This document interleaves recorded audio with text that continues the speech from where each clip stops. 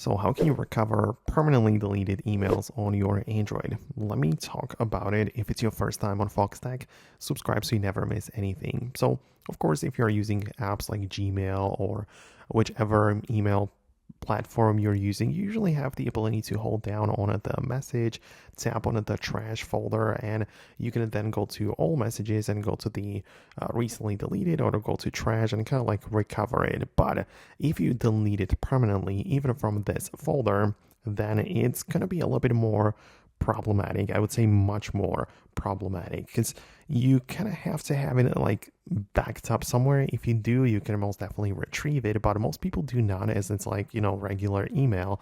But there is one more tool which not many people know about.